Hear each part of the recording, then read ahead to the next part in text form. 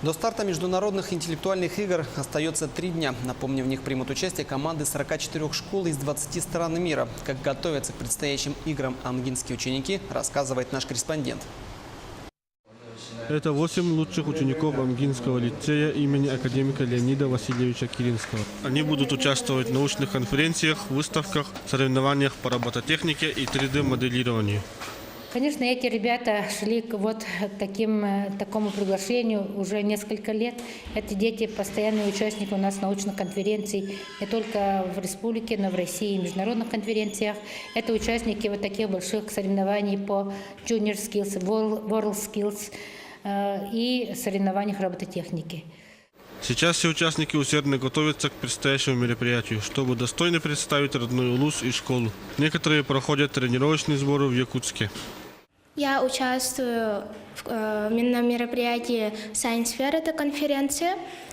Мы должны подготовить презентацию, постер и статью. Мы будем рассказывать все на английском языке. К нам приходят разные консультанты, и мы им рассказываем и показываем наши работы, и они нам советуют, что, как делать правильнее и как лучше будет привлечь внимание аудитории.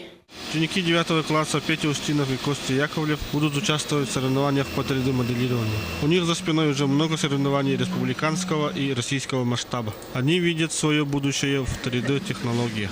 3D-моделирование, да, для меня может стать будущим, так как я хочу стать архитектором. Вот таким образом я занимаюсь этим. Сначала я занял первое место в муниципальном этапе, после этого в республиканском тоже занял первое место. И в всероссийском мы неожиданно, но все-таки уверенно заняли тоже первое место.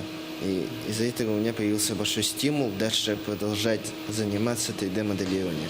Несомненно, участие в международных интеллектуальных играх будут самым ярким событием этого лета для ребят. И пусть это мероприятие будет ступенькой вверх для их дальнейшего развития. Михаил Юмшанов, Илья Лыткин, Амга.